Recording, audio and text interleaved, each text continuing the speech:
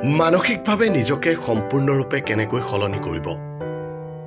আমি আমাৰ আবেগৰ প্ৰতি যিমানেই সচেতন হ'ম, সিমানেই আমি সেইবোৰক নিয়ন্ত্ৰণ কৰিব পাৰিম আৰু সেইবোৰক আমাক নিয়ন্ত্ৰণ কৰাৰ পৰা ৰক্ষা কৰিব পাৰিম। কেইটামান আমাৰ জীৱনৰ লগত জড়িত দৈনিক পৰিঘটনা কিয় ঘটে জানো আহক। জীৱনে কিয় কান্দিবলৈ বাধ্য কৰে?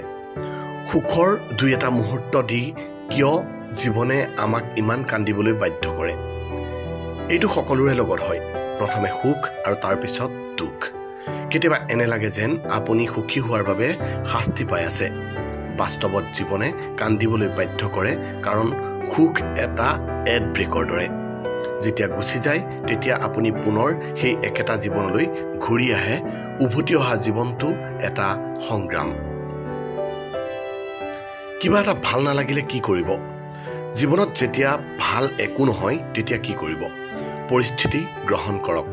প্ৰথম পদক্ষেপ হ'ল পৰিস্থিতি গ্ৰহণ কৰি সেই পৰিস্থিতিৰ সৈতে আগবাঢ়ি যোৱা।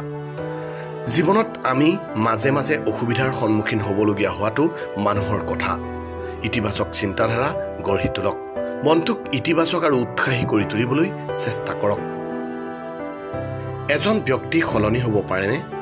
ব্যক্তিজন বুদ্ধিমান, সৎ আৰু দৃঢ় ইচ্ছাশীল হ'লে ইয়াৰ পৰিৱৰ্তন হ'ব পাৰে, একেবাৰে সলনি হ'ব পাৰে। যেনে বাল্মীকি, তুলসী দাস, সাধনা কাছাই, আমাৰ ৰাজনৈতিক দল আৰু নেতা। পৰিস্থিতি সলনি হ'লে মানুহে ৰং সলনি কৰে। জীৱনৰ বাবে প্ৰথম বস্তু হ'ল অক্সিজেন, খাবলৈ পানী আৰু খাবলৈ খাদ্য, পিন্ধিব পৰা কাপোৰ, পৰিয়ালটো পোহপাল দিবলৈ যথেষ্ট ধন। জীৱনটো এটা দীঘলীয়া যাত্ৰা। ইয়াৰ প্ৰতিটো খোজ হাঁহি হাঁহি সম্পূৰ্ণ কৰক। জীৱনটো এটা খেল, জিকিবলৈ শেষলৈকে অন্তৰেৰে খেলি থাকিব। জীৱন এটা কৰ্তব্য, গতিকে প্ৰতিজন ব্যক্তি আৰু সমাজৰ প্ৰতি প্ৰতিটো কৰ্তব্য পালন কৰক। সেইখন এখন কিতাপ, সেয়াই হৈছে জীৱন। আমি জীৱনত কি কৰা উচিত নহয়? নিজৰ গুণ ত্যাগ কৰা উচিত নহয়। কৰ্মৰ পৰিণতি বিবেচনা নকৰাকৈ কোনো কাম কৰা উচিত নহয়। নিজৰ শক্তি অপচয় কৰা উচিত নহয়। টকাৰ অপব্যৱহাৰ কৰিব নালাগে।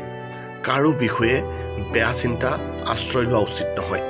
মিছাকৈ কথা ক'ব নালাগে। জ্ঞানী মানুহ আৰু বয়োজ্যেষ্ঠক অপমান কৰা উচিত নহয়। সকলো শেষ হ'লে কি কৰিব? সফলতা। যেতিয়া সকলো শেষ হোৱা যেন লাগে তেতিয়া পূৰ্ণ শক্তিৰে এবাৰ চেষ্টা কৰা উচিত। সফলতা কেৱল সেইজন লোকেহে লাভ কৰে যিসকলে বাৰে বাৰে চেষ্টা কৰে। যি মুহূৰ্তত আমি সাহস হেৰুৱাওঁ, আমাৰ বিফলতা নিশ্চিত। সকলো শেষ হ'লেও আমি সকলো শক্তিৰে আকৌ এবাৰ চেষ্টা কৰিব লাগিব। জীৱনত ভাল কাম এটা কেনেকৈ কৰিব? জীৱনত সফলতা লাভ কৰিবলৈ এই 7টা নিয়ম নিশ্চয় মানি চলক। আত্মনিৰ্ভৰশীল হওক। জন্মৰ পৰাই আমি নিজতকৈ আনক বেছি বিশ্বাস কৰোঁ। সঠিক মানুহ বাছক। আপোনাৰ কামত মনোনিৱেশ কৰক। বেছিভাগ মানুহেই আপোনাৰ বাবে ভাল নিবিচাৰে। আপোনাৰ মূল্য হ্ৰাস হ'বলৈ নিদিব। ভুল কৰিবলৈ ভয় নকৰিব। মাত্ৰ 30 দিনত নিজকে কেনেকৈ সলনি কৰিব? শুই যোৱাৰ আগতে আপোনাৰ ফোনটো বন্ধ কৰক। 7 ঘণ্টাতকৈ বেছি শুব নালাগে। প্ৰতিদিনে ৱৰ্কআউট কৰক। ৰাতিপুৱা সাৰ পোৱাৰ লগে লগে আপোনাৰ ফোন ব্যৱহাৰ নকৰিব আৰু সম্পূৰ্ণ মনোযোগেৰে কাম কৰক। প্ৰতিদিনে কমেও 10 পৃষ্ঠা এখন ভাল কিতাপ পঢ়ক। সঠিক খাদ্যাভ্যাস মানি চলক।